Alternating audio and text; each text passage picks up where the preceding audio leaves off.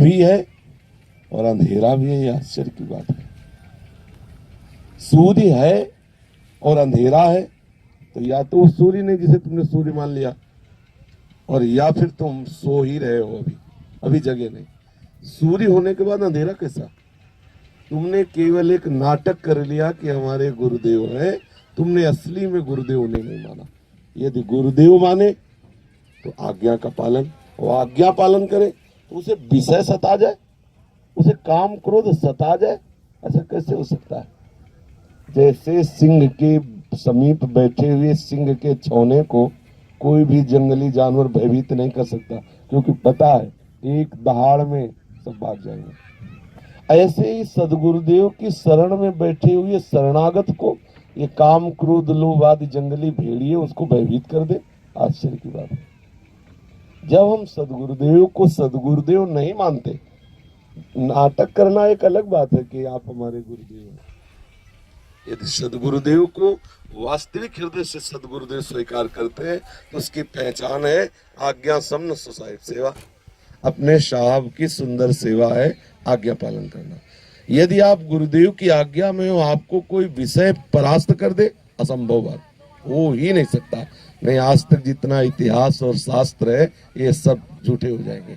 इस बात के साक्षी है शास्त्र, संत जन, उपासक जन, कि जिसने गुरुदेव की आज्ञा का पालन किया वो इस दुरंत मोह से पार होकर, इस महान प्रपंच रूपी माया रूपी दलदल से वो पार होकर सच्चिदानंद रस को प्राप्त हुआ।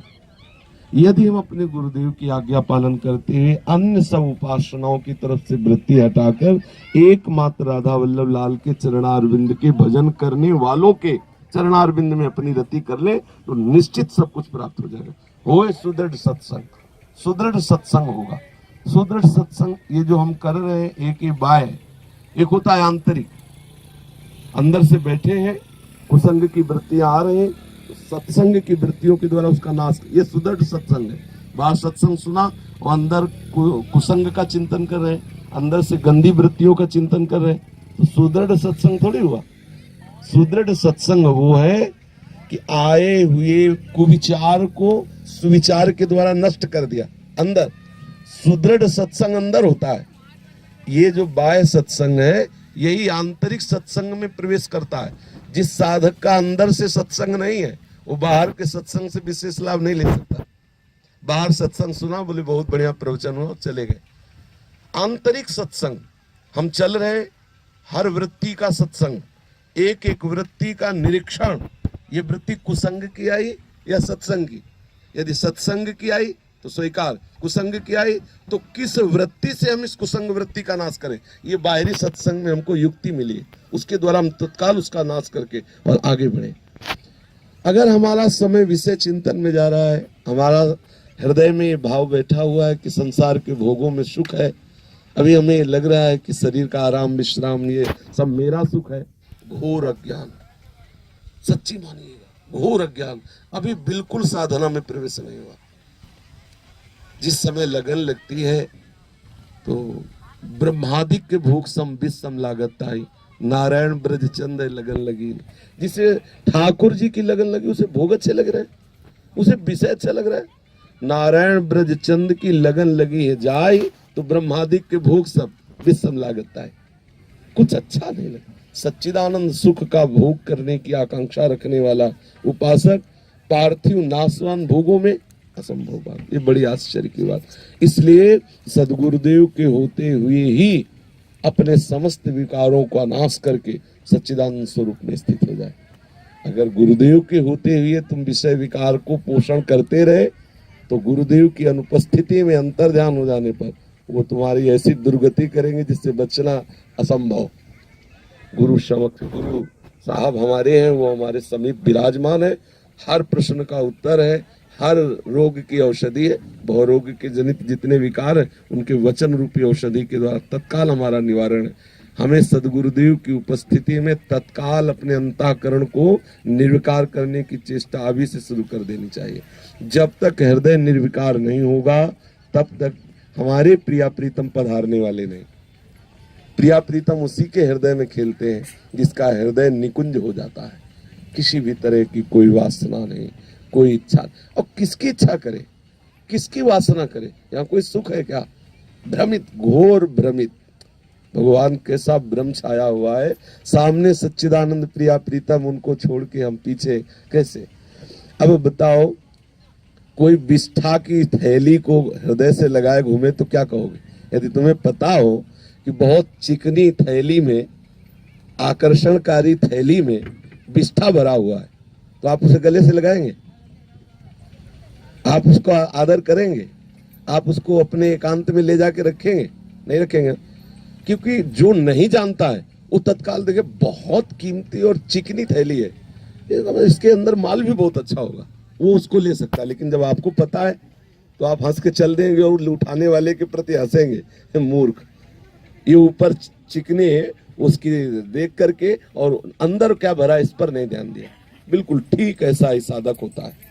ये जो आप थैला देख रहे हैं, इसमें मलमूत्र भरा हुआ है, जिसे हम सुख का केंद्र समझ रहे हैं। ये देखो सत्संग है, ये समस्त वासनाओं को नष्ट करने वाला है। जितने भी सुख हैं संसार में, उन सुख में नंबर 1 में रखा गया है सब शास्त्रों में, काम सुख, ये सर्वोपरि रखा गया है संसार में। कहाँ मिलता है, किन अंगों के द्वारा प्राप्त होता है, ये विचारणीय विषय है। क्या ये? मलमूत्र की थैली, जहां से देखो वहां से दुर्गंध। अगर इस थैली में अनुराग है, उसे साधक, उसे साधु, उसे महात्मा, उसे ज्ञानी, उसे बैरागी कहा जा सकता है? अब विचार करो, उसे तो घोर अज्ञानी कहा जाएगा जो मलमूत्र के भांड शरीर पर जो अनुराग करे, इससे जो प्यार करे, जो इसको अपना मैं माने, जो इससे भोग भोग कर सुख प्राप्त करना चाहे, उसे कोई साधु कहेगा, उसे कोई साधक कहेगा? विचार करो, कहाँ सुख, किस विषय का सुख? जहां स्पर्श करने पर रज लगा के हाथ धोया जाता है, वहां सुख ढूंढ रहे हो? फिर किस सुख से तुलना? प्रियालाल के सच्चिदानंद में नाम रूप लीला धाम का त्याग करके उन सुखों की तरफ, मतलब विचार करो, एकांत में विचार करो, कहाँ हो? साधक तत्काल भगवत चरणारविंद का स्मरण करते हुए गुरु चरणारविंद के बल से इन विषयों पर विजय प्राप्त कर ले, नहीं तो पछताना पड़ेगा।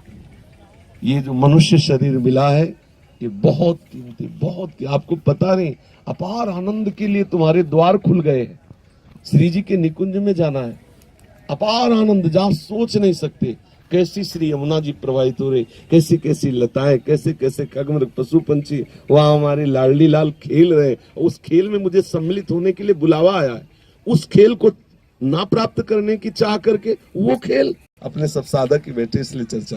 कौन सा ऐसा सुख है स्त्री शरीर में या पुरुष शरीर में या देव शरीर में, जिस शरीर के लिए हम सच्चिदानंद विग्रह हित मूर्ति प्रियालाल का त्याग करके और उनकी तरफ हम आकर्षित हो? कौन सा सुख है? अज्ञान की वृत्ति का, तामसिक वृत्ति का, राजसिक वृत्ति का त्याग करना ही साधना है। हम गुरु चरणों का आश्रय लेकर गुरु आज्ञा में अपने आप को इतना सुदृढ़ कर दें कि वो सुदृढ़ भाव ये कुमार्गगामी वृत्तियों का नाश कर दे। जैसा सहते जाओगे, सेवक जी ने कहा है, सहत सहत बाढ़े भगति ग्रेतन गुरहितगार, ग्रेतन गुरहितगार हार अपनी कर मानत, चार वेद सुस्मत विचार क्रम कर्म न जानत, डारी अविद्या करि विचार चित हित हरिवंशय, नारी रसिक हृदय बन बिहार महिमा न परे कहे, सेवक श्री हरिवंश के जग भ्राजत गुण गाय। अरे जिनका हम गुण गा रहे हैं, जिनका हम नाम चिंतन कर रहे हैं, जिनके हम आश्रित हैं, उस सुख की तरह हम कभी विकल नहीं हुए। कभी चिल्ला के यमुना किनारे रोना आया, हा लाडली कहाँ हो, प्यारी कब सुनोगी? कभी रोना आया? किस सुख के लिए? कभी ऐसा हुआ कि 2 बजे रात्रि के उठ करके चिल्ला चिल्ला के रोना प्रारंभ कर दिया हो, सुनसान प्यारी कब आओगी? कभी ऐसा?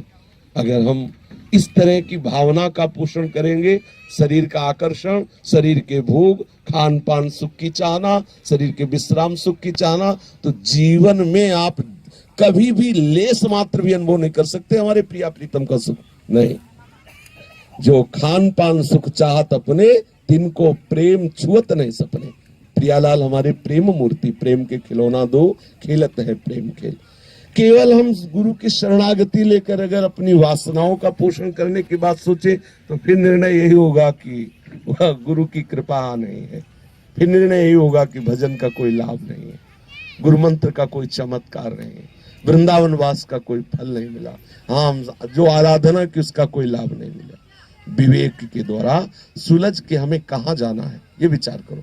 साथ ही है, आप इधर किनारे किनारे चले जाइए तो आपको कितने नाले मिलेंगे, बिल्कुल साथ ही यमुना जी बह रहे हैं, साथ में ही नाले जुड़े हुए हैं। अगर भटक गए तो नालों के किनारे से कहाँ पहुंच जाओगे। ये संसार के भोग सब नाले हैं। परमानंद स्वरूप प्रियालाल की प्राप्ति के लिए आगे बढ़ रहे हो तो पास से ही है। अगर आप अपना मार्ग भूल गए तो उस नालों में पहुंच जाएंगे जहां से पुनरपि जननम पुनरपि मरणम पुनरपि जननी जठरे शयनम, बार बार जन्म, बार बार मरण, बार बार नाना प्रकार के क्लेश। बहुत बढ़िया अवसर मिला हुआ है। हर समय जैसे अस्त्रधारी आए हुए शत्रु को परास्त करता है, इसीलिए तो अस्त्र रखता है। ऐसे ही लिए हमारे पास जो अस्त्र है वो गुरु वचन है, हमारे पास जो अस्त्र है वो वाणी जी है, हमारे पास जो अस्त्र है वो शास्त्र की आज्ञा सिद्धांत है। अगर हम सिद्धांत से चलेंगे तो निश्चित मानो किसी भी विकार की ताकत नहीं कि साधक को परास्त कर सके, किसी भी विकार की ताकत नहीं।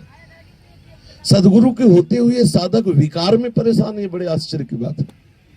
हमारे सदगुरुदेव भगवान ने कहा सदगुरु के होते हुए उसे भजनानंद न मिले, उसे प्रियालाल के चरणारविंद का सुख न मिले, कैसी आश्चर्य की बात। कल्पतरु के समीप विराजमान और दरिद्रता सता रही, यमुना जी के समीप विराजमान और ताप सता रहा है, पाप सता रहा है, आश्चर्य की बात है।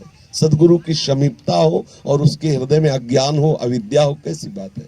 इसलिए हमें आवश्यकता है वाणी जी के अनुसार अपने जीवन को पवित्र बनाते हुए थोड़ी देर के लिए मन हम पर हावी हो तो हमें तत्काल उसे परास्त करने के लिए सुदृढ़ सत्संग का प्रयोग करना चाहिए। जो हमने सुना है, जो हम पढ़ रहे हैं, ये हम दूसरों को सुनाने के लिए नहीं, अपने हृदय में अस्त्र रूप से रखने के लिए। जहां हमें कोई ऐसा कुमार्गामी प्रवृत्ति परास्त करना चाहती है, हम उसे काट देते हैं और उसको काट करके सच्चिदानंद रस की तरफ बढ़ते हैं। यही तो साधना है।